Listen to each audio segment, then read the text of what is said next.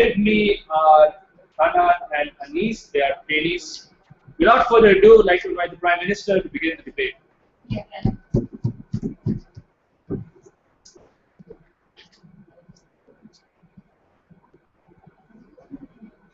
The problem in today's debate is about voter manipulation on an individual level, whereby there's a tyranny majority because women are simply considered as invisible community, where they're not represented on paper, where their interests are not furthered in the community, and they are in a stalemate because none of them feel that the opportunity advanced. They are pretty much stuck within the democracy. They are not respected.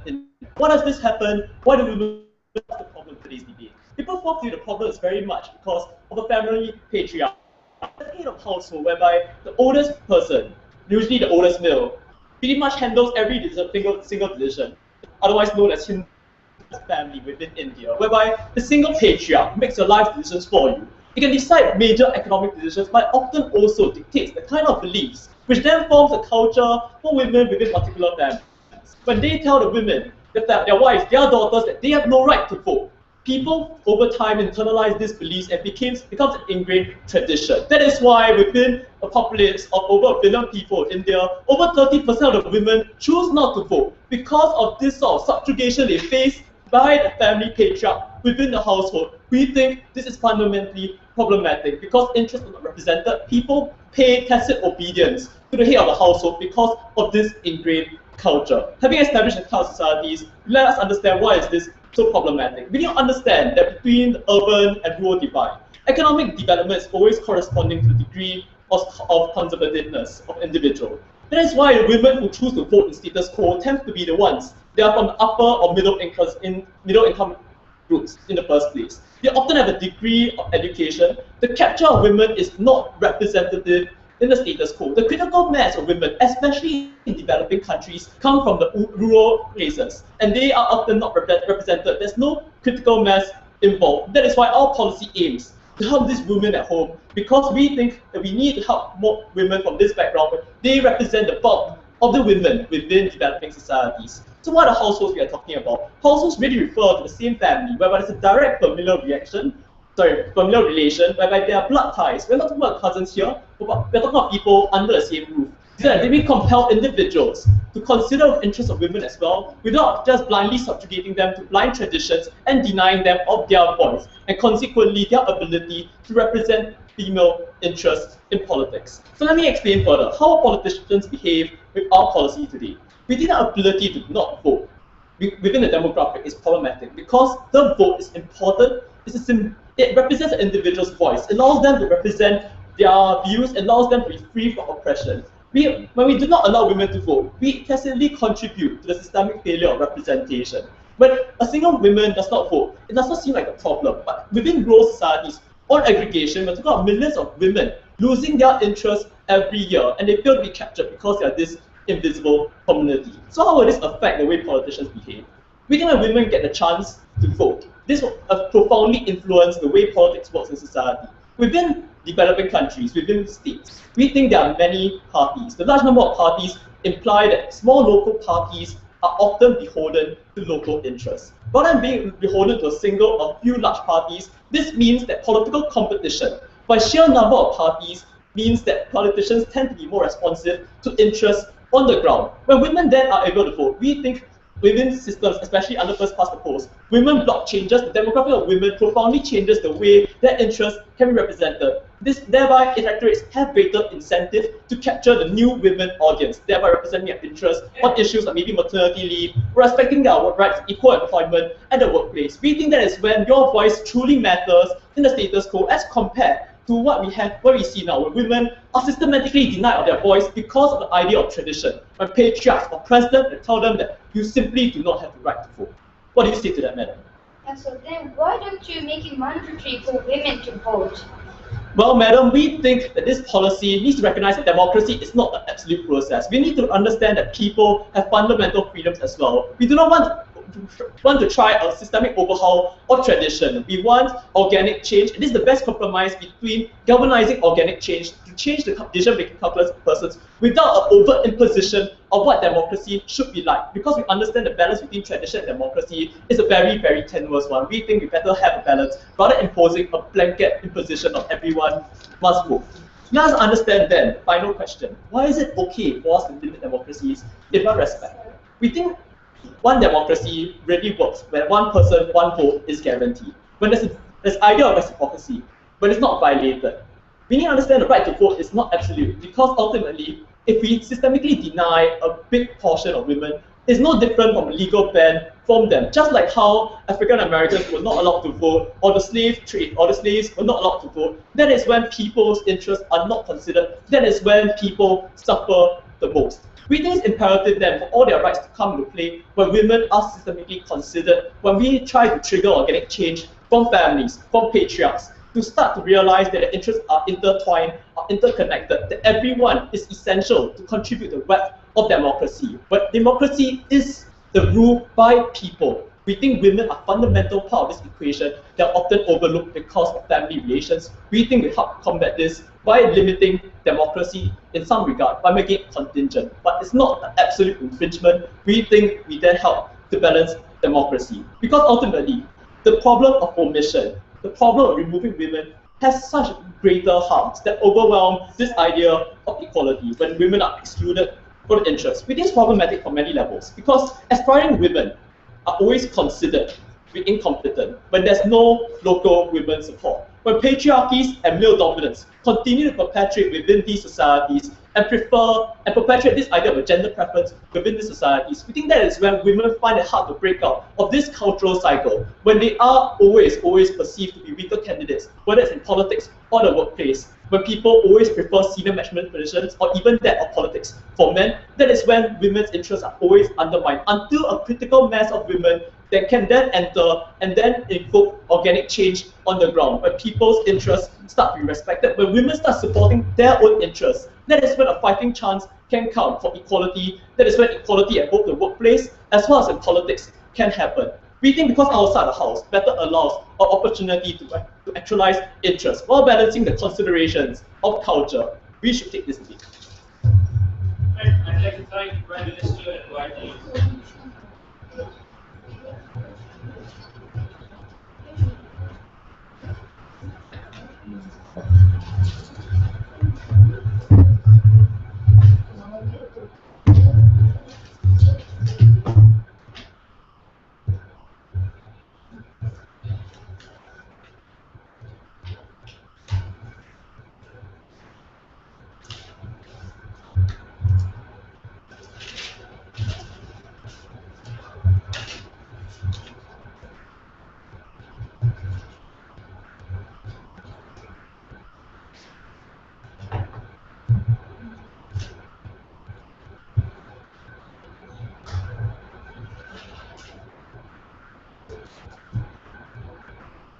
Request teams to speak a bit louder, make us completely wise and critical.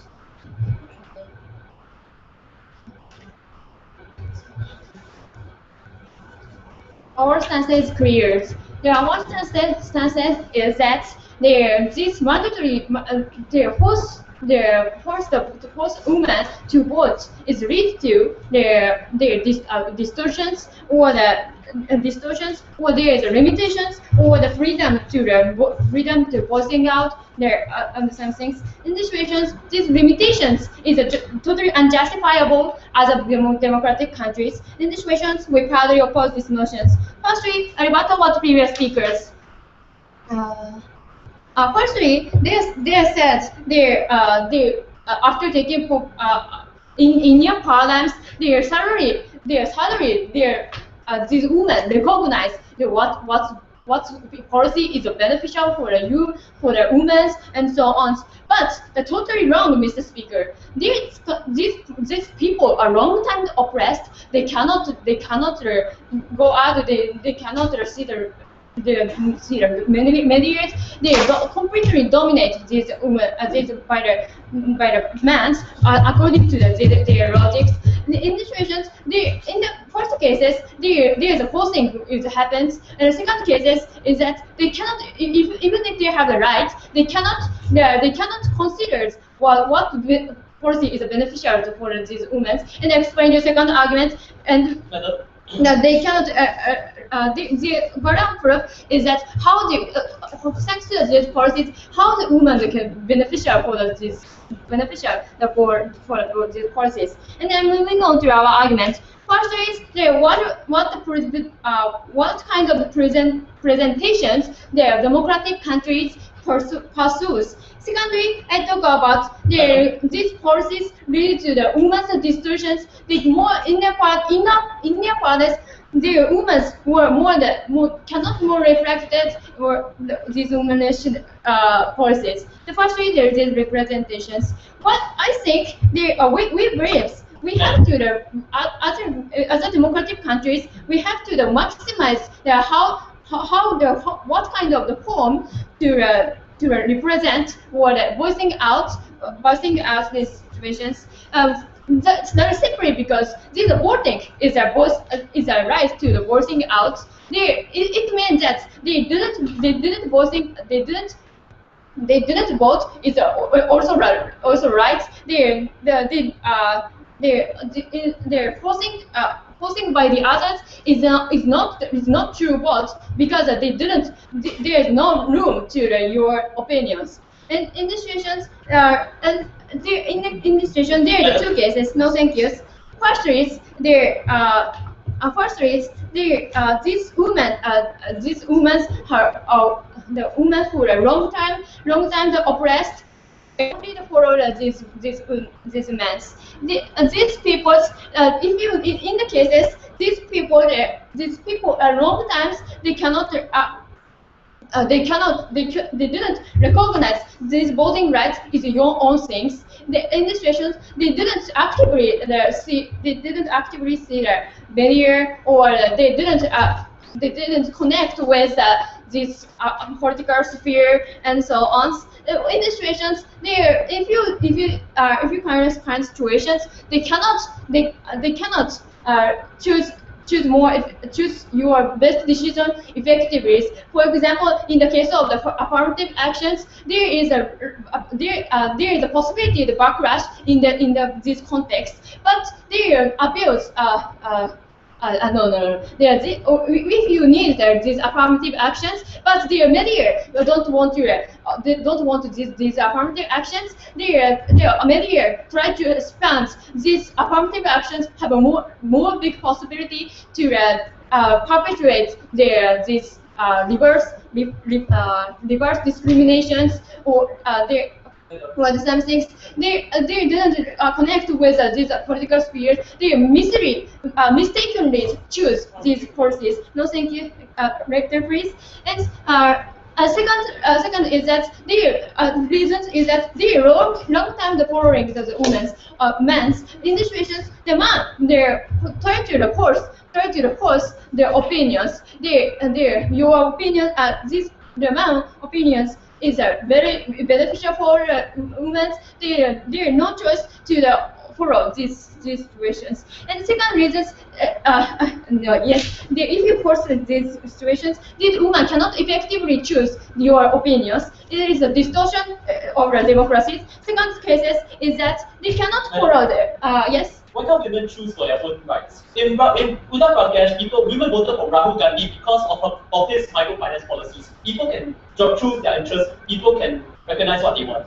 And they never explains why there is these long-term discriminations, the oppressions. They cannot go out in the societies. Why suddenly effectively they choose these situations? We believe you run these educations or they gradually run these problems, and we have to the women actively only because of these own wills. These women have to go to the votes. This mandatory is a very harmful other democracies. That is our stances. And the second cases is that they have these women have a sick will to don't want to vote these problems. If you these problems, of course, the other household opinions is not included in your parliaments. In these situations, there is of course this distortions of the democracies, and secondary, and exchanges these promotions is a more harmful to the women. Exchanges their context of the unfortunate context of the women, they cannot effectively choose opinions. In these situations, thanks to the name of these motions, they sufficiently respect the women. They are controlled by the women or the media or the other social norms, and they cannot this policy is not is a chosen, not effective policies is chosen in their paradigms. In these situations, this gradually changes, and thanks to these gradual changes, and the women actively voting is a beneficial for the women. In this situation, we probably oppose. All right, I'd like to thank the leader of opposition and invite the Deputy Prime Minister.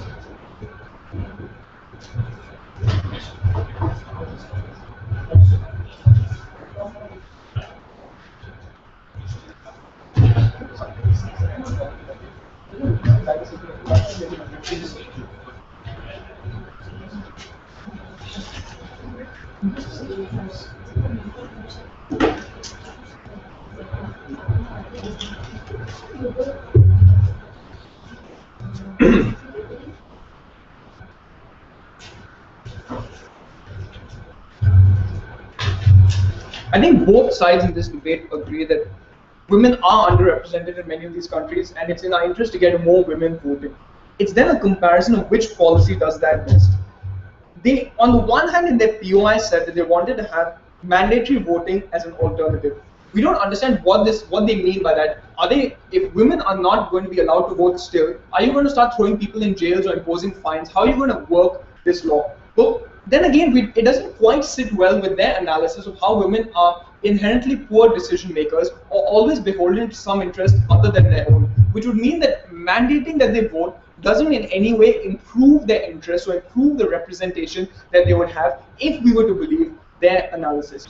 They then shifted from the first part of their speech in the last dying moments, right, when she was talking about gradual changes, never explaining what she meant by this, because even if a mandated policy that requires you to be represented, if the context is so strong where you're always beholden to other interests, we don't understand how gradual change is going to happen. They need to do better in terms of explaining to us what they mean by this so that we can engage with it. But let's look at what they actually gave us.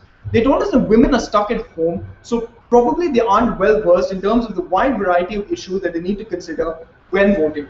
But there are a couple of responses that we had to this. We said firstly that the fault then is not of the women, that the reason that they're stuck at home is similarly because of the patriarchal networks that exist within these places. But even if it was, that doesn't really tell me why they shouldn't be allowed to vote, because if they stand firmly for a principle of allowing voting, they can't tell me that you can exclude voters because you're concerned about the quality of decision making. Either you're concerned with the principle of allowing people to vote because you believe that each person has a right to vote, or you have some kind of meritocratic process where you want to allow them to vote. But we also told you that there's specific interests that women have that might get left out if you have an over-representation of men. If you look at rural parts of India, for example, issues pertaining specifically to facilities for women's sanitation and the like, or the fact that irrigation facilities or wells within villages are built far away. This is an issue specifically for women because these are the people who actually venture out to these places to draw water and the like for the family. These are issues that specifically affect the lives of women but can often be drowned out when the men are the ones deciding on behalf of their household, because they always place their own interests, whether it's with regards to some kind of agricultural subsidy or other industrial policies which might affect occupations dominated by men but don't really affect the women. But they told us then that we need to maximize the number of households who end up voting. We told you that your right to vote is not absolute, something they didn't really engage with, where we told you that you have to respect certain norms of allowing other people to vote. And the fact that women are artificially repressed in this manner, that's often the patriarch who decides who gets to vote and who doesn't, that we feel that in that sense, it's okay to suppress the rights of these people in this specific instance. So we told you that it's not then really a valid democratic mandate, right? Because your democracy has been subverted to serve a narrow interest group, which often means that a certain group is left out. We weren't happy to call that a democracy. They need to tell us why that was okay. But we also recognize that households probably will still need to vote. Why is that? We gave you specific analysis of the context where we told you that local governments often very clearly represent the interests of the households. But oftentimes we also see that the level of poverty or the level of relative wealth of households is often directly correlated with the kind of how liberal these households are, something Kaha brought to you very clearly. So this also means that the most conservative households in the most isolated parts are also dependent on their governments for things like guaranteed employment, for things like agricultural and fuel subsidies, and these are interests that you need to continuously articulate. These are things that you need to get your votes in so that your particular village, your particular district gets these things, so that your representative ensures that he's able to get allocations in the state budget for your interest. So we think that households, when it comes to the balance of things, will be willing to allow their women to vote, because the trade-off necessarily means that they'll be enjoying a much worse quality of life. They told us that they support affirmative action, but we think that affirmative action requires government to pass laws in favor of women. They never explained to us why men who are unhappy to let their women out of the household will be supportive of any kind of affirmative action. We're not even sure what kinds of affirmative action are possible in that scenario. Before I move on to positive material, I'll take a view. How can you be sure that men doesn't distort women decision just because women are given the right to vote? Because here's very clearly right, because we told you that what are the incentives of political parties, that it's not simply that men tell their women to vote a certain way, that parties promise certain things to their voters. So if you now have to get the vote of a particular household and you have different components of that household, it's much more attractive for you to offer the same things that you might offer to men in terms of greater agricultural subsidies or subsidies for buying tractors or any of the kind of things that they want, but also cater to the interests of their women so that you improve their quality of life. What you would then have to explain to me is why these interests can perhaps be contradictory in some senses, and we don't really see when that is going to be the case. Let's look at why women get left behind under this kind of democracy. Because we think that while there's no legal rule that excludes them, this being coupled with the fact that you have a norm of patriarchy where the head of a household is the main decision maker, means that the prevailing assumption is that men are going to decide what is best for the interests of their entire household. I've already given examples to you of how certain issues, such as female sanitation and the like, can often be left out because these don't feature very high on the priority of patriarchs within these societies. So why do we think we make women's issues more mainstream? So we think that parties now need to expand the kind of platforms that they do in order to include this new voter bloc. That when you have close elections, you do need to be highly responsive to the demographic of your voter blocks. We already told you initially that from Kaha's speech that the kind of women that you already see in politics often come from more urban, more middle class families, which also means that they have very different backgrounds with regards to these women. So they aren't able to effectively represent the kind of interests that they have because they're seen as being very different. But we also secondly think that you would also not get a large part of female legislators under this kind of policy, because if the norms that won't let you allow your women to vote, they certainly won't allow you to then vote for female representatives, because you don't feel that they're at an equal footing as men, that they shouldn't be, that they can't possibly be your elected representative who speaks on your behalf. So we think what we effectively do is that we start creating norms of greater participation of females in general, even within their own communities. Why is that? Because the policy creates a norm of seeing women as equal members of a household. That in terms of your vote, which is the most important decision that you perhaps make as a household, that the stance of the state is that you're seen as equally important, and that even political parties have to include you within the promises that they make and within their rhetoric. And if you do start seeing more women steadily coming into power as a result of this, we think the possibility for women to be more active within that social life, within the community, becomes greater. And we think these are all positive benefits that we should support. For all the reasons we've given you thus far, we're proud to stand in proposition. Right. Just excuse me.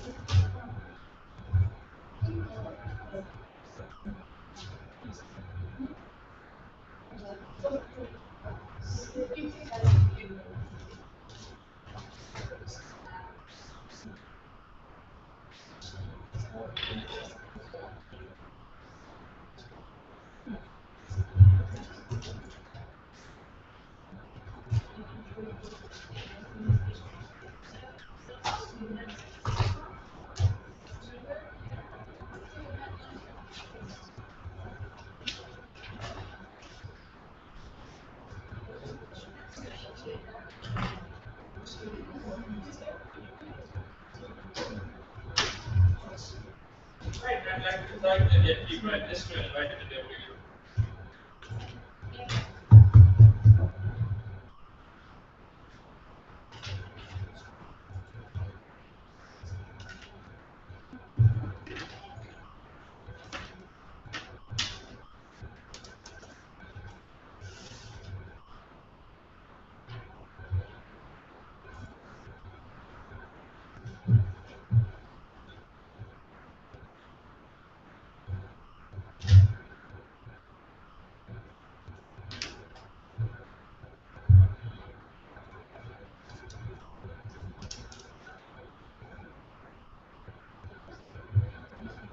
Thank you, Mr. Speaker. In a context where not voting is a tradition for women, or men takes dominance over everything in household, how, even by their paradigm, how men allow women to vote freely, even for, like, uniquely, it is because for the political affairs, even though the men in the current situation, they're not allowing the men and women to do freely in everyday decision. But how, if it comes to the issue of political decision like economy or the more global scale, how men actually allow women to vote freely? We think that the men will actually force women to vote for the party that men think it is appropriate for the family, for themselves. That is why we can never think that this motion can help women themselves.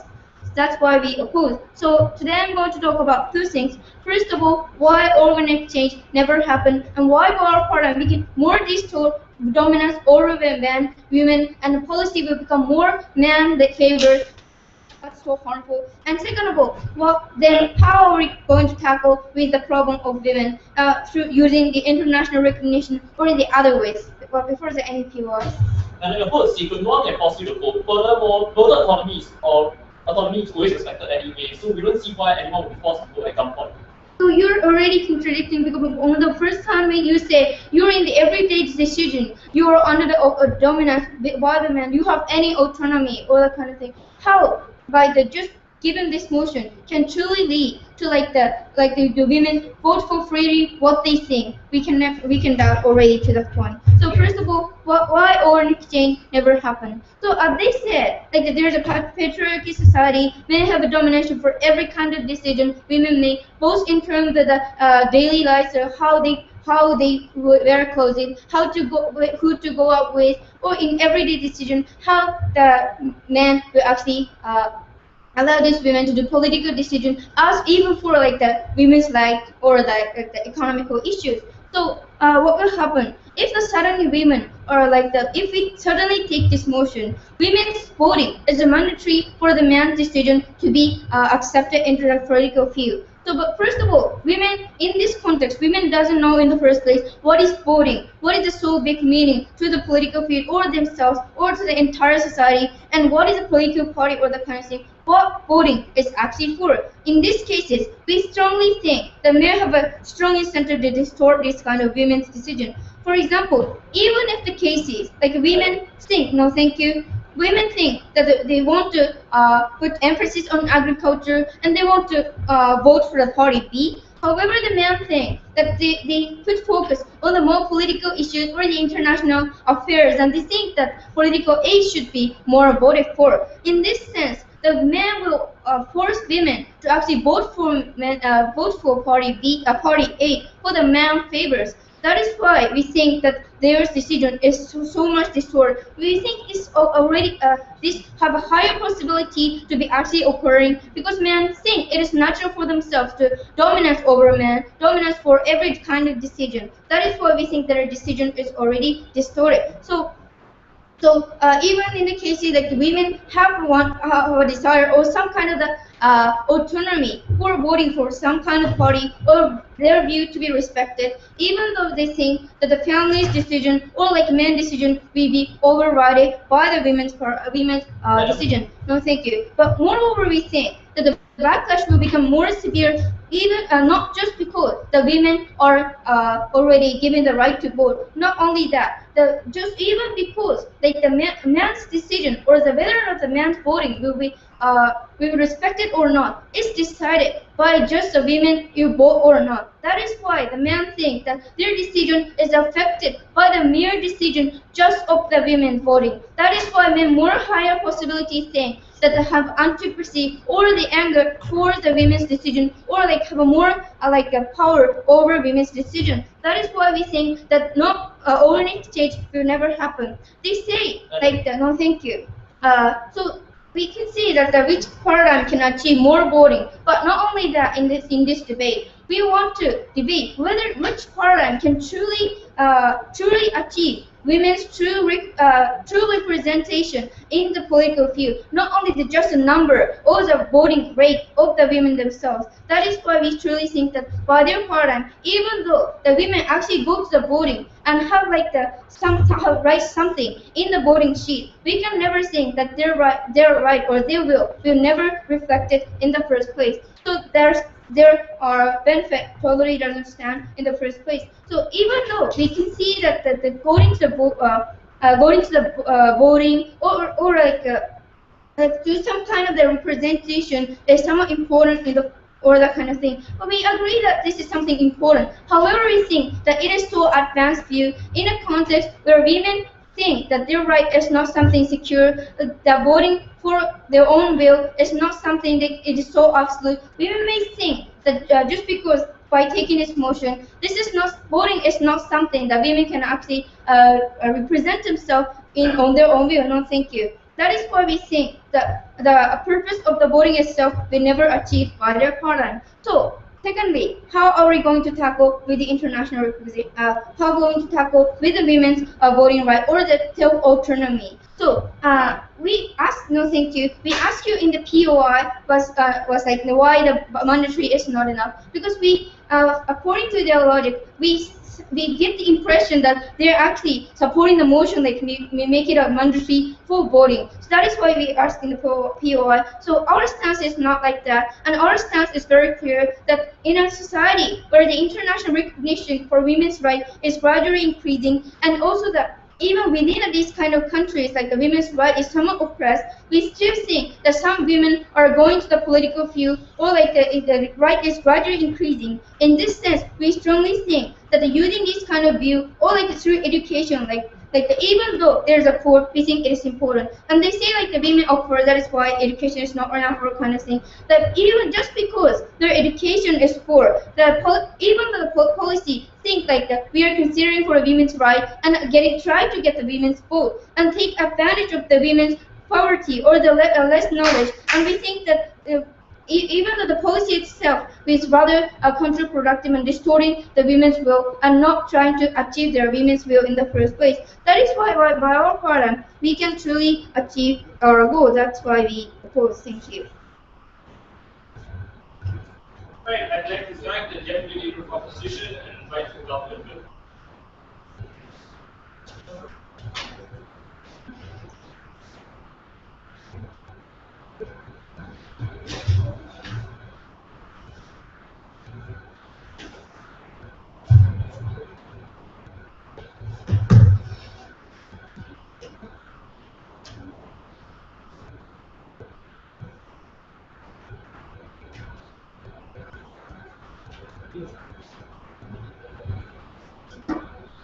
Mr. Speaker, I'm going to start by justifying why we violate the rights of some families to vote if they choose to suppress the rights of the women within their households to vote.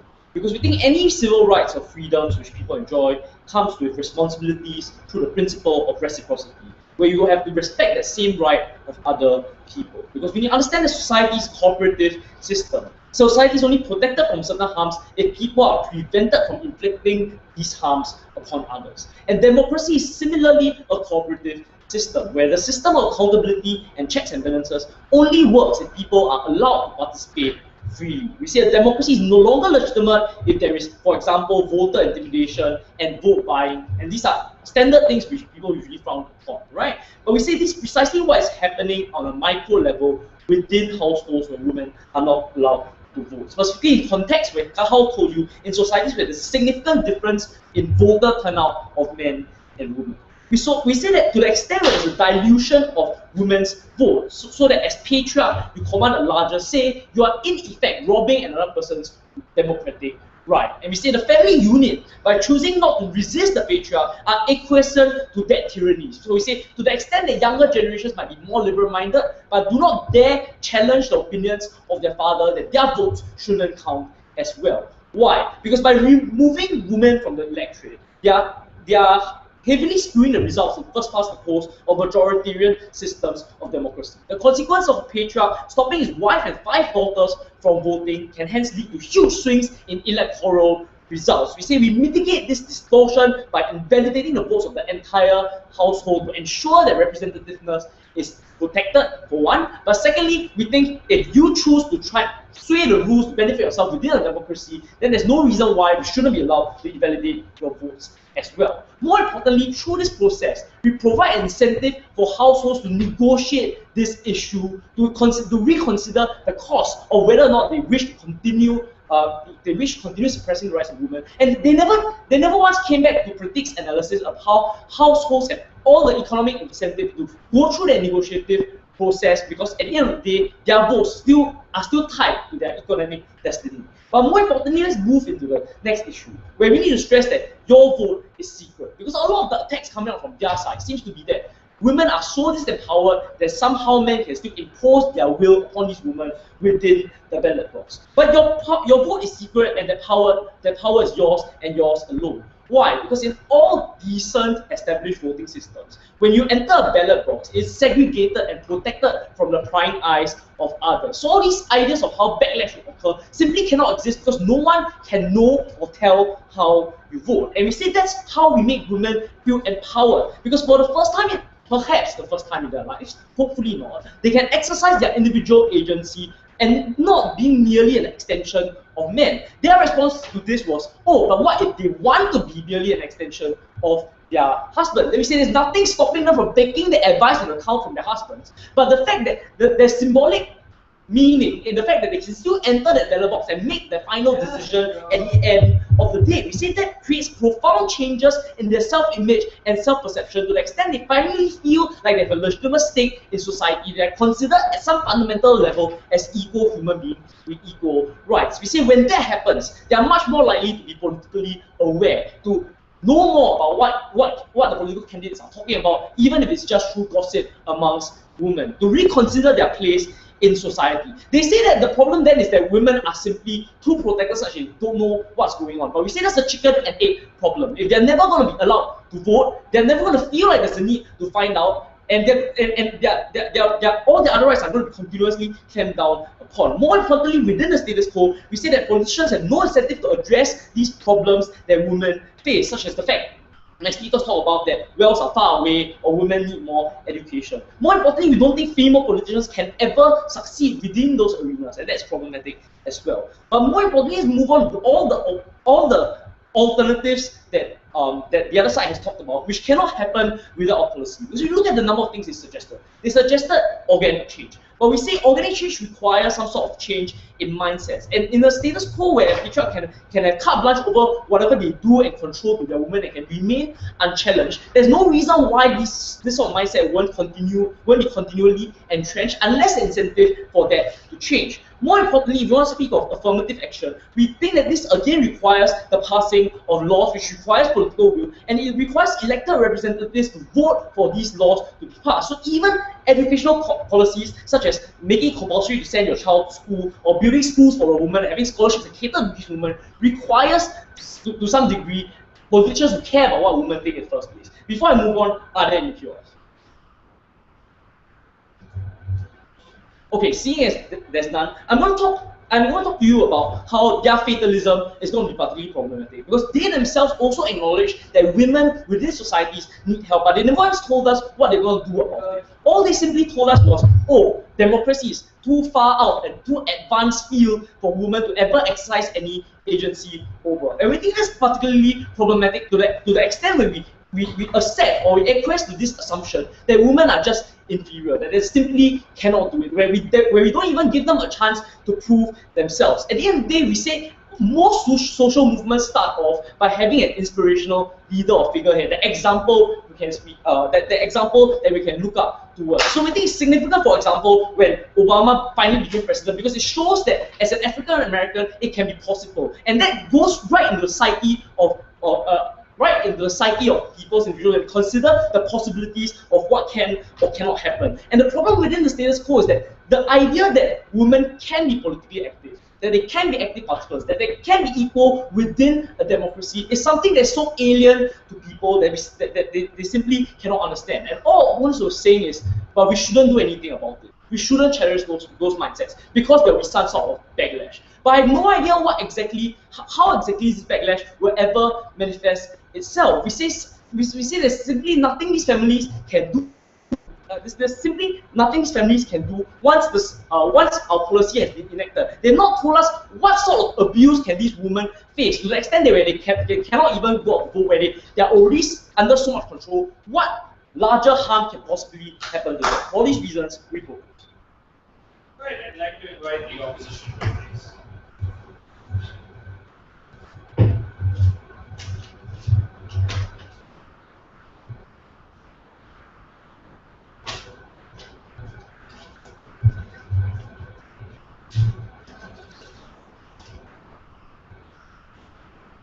Thank you, Mr. Speaker. So today we share a goal to make the representation of the women a more better and sufficient situation. And in order to accomplish this goal, we believe that education and implementation will be much more better than what the other side of the house is talking about. Their way is, we have described it in a bright and shiny way. The truth is that you're only trying to go for an easy resolution, just giving one person right to have many other votes, right? So if the woman doesn't vote, the whole house that vote cannot vote, and will be deprived of the right to vote. Now, that actually distorts democracy, and even if it doesn't distort democracy, as having been telling you, the women, it's not going to be good for the women themselves, because there will be only a structural problem, structural change of making women vote, but not for their own sake. It's precisely because of the traditional situation that the patriarchy takes place.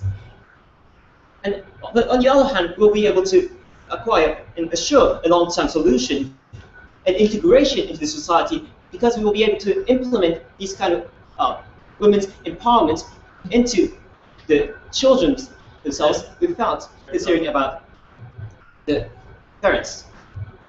If they want information, so take it right now. Or like, so it's a policy not mutually exclusive hours, but they can coexist at the same time. We have education as well. Well, what we say that we can be it should be exclusive because that their side of the house is proposing a motion that actually deprives the right to vote and deprives the fundamentals of democracy. And we have to consider the fact that in considering affirmative action, as you can see in the university quotas for African Americans or so on, you can see that this kind of affirmative action takes place only if it doesn't deprive or make the chance for non-African Americans to get inside this kind of institution, right? So their motion is trying to say 1 or 0. So, but on the other hand, we can see that even in these kind of the conservative societies, women are voting on the rate of 70% or so on, right? So, and because of the fact, we think that will be a progress of education and also the women's rights. Now, I'd like to respond 4 points to the previous speaker and make a flash some of this debate. And firstly, about because they said that force should not happen. Men should not force women to vote, but that is, of course, to see what is going to happen after the proposal. And secondly, they said that the entire household. So the mandatoriness, the situation is like making women mandatorily vote, which is because there is a precise family bond in these kind of India or in the context, right? Where it is, firstly, maybe it is oppressive to women, but at the same time, it is in a unity for the bond of themselves, which makes the fact that for the sake of the family, the women will vote anyway without what they will be able to achieve. So it's a pose that we achieve, not the facts that are for the women themselves. So, and on the other hand, the point is that the mindset will gradually change. That is, as we see, the 70% of women that is voting is kind of liberal and also wealthy person, right? So they will. It's more likely to consider that they will act towards to sharing the values that they have achieved. That is, like the maternity leaves or the health care for the children, the child care. No, thank you. So these kind of values are going to be shared by the 70% women, and that is going to change the be able to empower and make a more possibility for the women of the 30% or rural areas to recognize they are capable and the women. So our paradigm is comparatively better in considering the fact that for the women's self-empowerment too. And now I'd like to go on to summing up this debate and I'd like to talk about 2 things. Firstly, about the representation, which will be more assured. No, thank you. And secondly, how were the women represented after taking the proposal? So first response is that they have said in that so the fundamentals of voting rights. So they said that they will not violate, and I mean they should be allowed to violate those kind of fundamentals of representative. One can vote for one, but it is precisely violated, right? Because if the woman doesn't choose to vote, the man can't vote in the same time. So, in order to, and also, if you think about the flip side of this argument, we can see that in order for the women will have to suffer the norm that in order to be heard, the woman doesn't have to vote in order to, and force the other people or the members of the households to not have a right to vote. Now, that is not a healthy idea, precisely because of the context of this debate. The family bond exists, right? But that the social conception actually counters the family bond. Thank you. And the woman would be likely to be more thought of like a selfish person, just thinking about herself, will cause a backlash to them. So even if the women may be able to vote or not vote on their own demand, they will be more suppressed in other areas, right? And secondly, because there will not be equal numbers of members that will be able to vote. Now, the second point, but on the other hand, as we have shown you, our paradigm in implementation will be much more better because it doesn't violate the representation. And secondly, about the women. So we have been showing you 3 significant characters. That is, the woman that doesn't want to vote in order to show disparity from the governments, and secondly, about the women that are ignorant about it, and thirdly, the women that doesn't recognize the voting rights. So all those 3 persons, as like the deputy has told you, will be able to, will not be able to assure a better choice in the time. And also, as we can see, the patriarchy is not going to diminish just because we take this proposal, right? It has been cultivated for a long, long time, and because of the fact, we can see that the reflection is not going to occur. That is, in the limited governments, small governments in the areas, rural areas, those kind of places may actually consider the women's rights, but that only distorts the policy. So they may look for more votes, but that makes more insufficient policies for like putting too much budget on it. And because of all reasons, our paradigm is much more better in ensuring the women's rights, and we should beg to oppose. Thank you. Right, I'd like to start the opposition bill and invite the reply speaker to the opposition.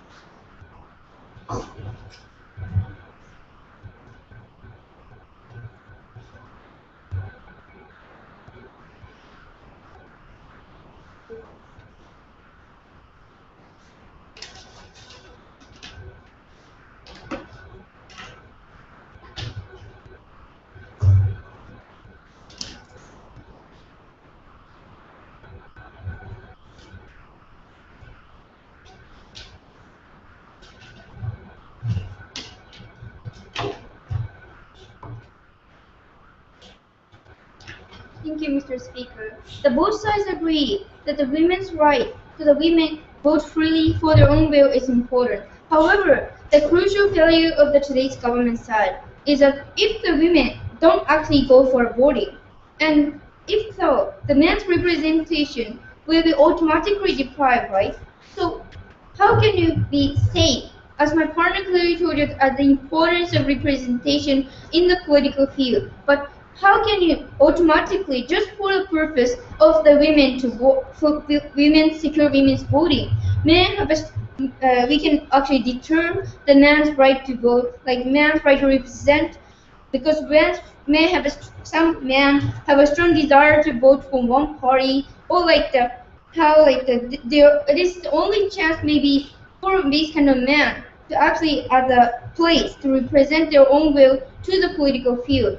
So that is why we strongly think that even though the women's right is so important, we want to secure the women's choices for voting, we can never take this motion. So dividing these issues into two flashpoints. So first of all, whether or not this policy can actually secure women's autonomy, and second of all, why there's whether or not there's an alternative is actually working or not. Our partner clearly told you as in terms of education, whether or not it is truly exclusive to each other or not. So to the first point, like they say, like that they are by taking this motion, we may have more autonomy, and then they can still represent the way because what they say was like their mindset. Through the mindset, they can get a gradual change will actually happening. So, but they need to show that why the suddenly take this motion can give the women have a mindset for their representing their own will, thinking about every politics or thinking about their own right, so that they can actually their will be something that is reflected through the political field, so that they can actually vote for some kind of party. So they say like the voting process some kind of secret, so they can actually have a secure for voting for a certain party. But consider the case that the women think that I want to vote for a certain party, but men continually say that you should never vote for vote for that, and even before and after the voting, repeatedly say or that like give the pressure that you can never vote for that because you are the family or the oral autonomy, you're never given the chance or that kind of thing. If so, how can you say the women have a right in the first place for freely choose what they want? So, but we clearly told you that even though that by taking this motion, women maybe go to the voting, but how can you say that this their will is good one in the first place? Even the political party have a strong incentive. We can never say that the women truly can choose for the what is best party for themselves and what is best policy they can actually choose. Within that kind of sense, we never think that the women's mindset will never enough for like the suddenly take this motion, but rather the distortion will actually happen. So second point, why education is more beneficial. So they say like it is not mutually exclusive to their paradigm. However, we think that if they take this motion, they're not mindset for women to like vote for themselves, vote for the women's right. In this sense, voting according to their own autonomy. The notion itself is somewhat distorted in the first place. But we think it is so harmful because the voting is something that we should never do for other people or for other person's will. But we educate and like this gradual process, we can inherently teach women that voting is for yourself, even though differently to their paradigm. That is why we strongly think that our paradigm, even though it may take a somewhat longer time, or for them it's more superior because we don't distort the notion of voting or the notion for representation in the first place. That's why we oppose it. Okay, I'd like to thank the opposition reply speaker and close out the debate. I'd like to invite Mr. Two questions. Firstly, is it legitimate to exclude votes in this manner? Secondly, is it in the is it in the interest of women? We're going to look at the short run and the long run. Before that, let's look at the three categories that they wanted to look at. They said firstly, let's look at women who don't want to vote. And secondly, women who don't accept that it's legitimate for them to have a right to vote. We think it's quite simple. If households then decide that they don't want to vote, they can also just not vote, which is why it's better than a mandatory vote where you may punish households in this manner. Secondly, if they then feel that they should vote, women can simply just echo the sentiments of their husbands and go ahead and put more votes, so that's more likely that the party that they want wins. So we don't think it's a big problem. The big problem then is women who don't know how to vote. This is where your education becomes a complement to this policy. Because the same education policy that you say will teach women how to vote for their interests, if we have that in our policy, it's possible for them to actually enact these interests. They said that there's going to be an unspecified backlash. They never told us what this is. We think that's a problem that they would advocate for education that would actively undermine social norms, and then at the same time say that there's going to be backlash, but the men won't have a problem with this backlash. That's teaching these women these things like you should vote for your interests are just as important as your husband's. We don't see how these things can exist concurrently. We told you why the fact that your economic future is tied to this vote means that you would probably not let your entire household's vote be cut out rather than let your woman vote. Even if she voted different from you, the fact of the matter is that her vote is secret. So you can never actually force her to do what you want. If she agrees with you, she'll vote the same way you want to. There's no problem with that. If she doesn't, at least now she has a chance to disagree. Why do you think it's legitimate to exclude these votes? Because we said that we always respect the right of each individual to vote, and that all are equal in the eyes of the state. But when the head of the household can subvert this mandate, it hurts the ability of a democracy to be representative. They said they wanted to represent the number of households because this maximizes participation. But we see that this is a flawed heuristic that they're using for participation because most of the women in these households aren't represented. So you do have more numbers voting, but it's more men. We also told you why men aren't particularly good at representing the interests of their women, why their own interests might always come first. They told us that they support affirmative action. We don't understand why there's going to be any political will to do this when there are no women voting.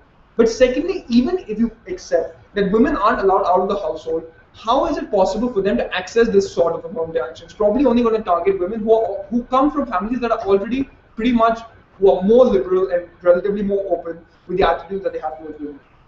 They told us then we asked the question, will households stop voting?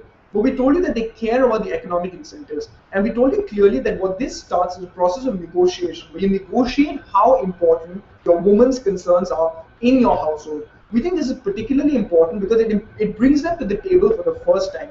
We also told you that there's often an intergenerational gap in terms of the attitude towards women. So where future generations are more liberal to the idea of these women having some interest means that creating a policy that allows your patriarch to at least bring them to the table means that it's possible that their interests get some airtime. There was no response to any of this nuance from their side. What about very quickly on the interests of women? We told you in the short run that parties have an incentive to cater to them, because the issues concerning women are often drowned out by the issues that affect men in the workplace. They're not seen as equally important, and your unelected representative at home relays the information to the elected representative in government. We explained to you how allowing women to vote means that parties start catering to them for the very first time. We thought this was a good thing. But we brought you two other things. Firstly, that there's a possibility for greater female participation. That female representatives might actually get elected if you can slowly over time establish a norm that it's okay for women to vote, that they can be seen as equal decision makers, and at that negotiation table you recognize that they have legitimate interests. But even beyond that, we also told you that it makes women more visible in their community, but more visible in their family, because they're seen as an equal decision maker for the very first time, that their interests matter when you make this important decision. Lastly, they told us that international norms are changing. We told you that these communities are relatively isolated. We never understood why they'll take international norms into account. The fact of the matter is that they never told us how things will change, and they were not happy to wait and hope. We're proud of it was. Alright, I time for teams. Request you guys to cross the floor, shake hands, and we'll have a decision for you in 5 to 10 minutes. Thank you. Do you guys have a decision? Thank you.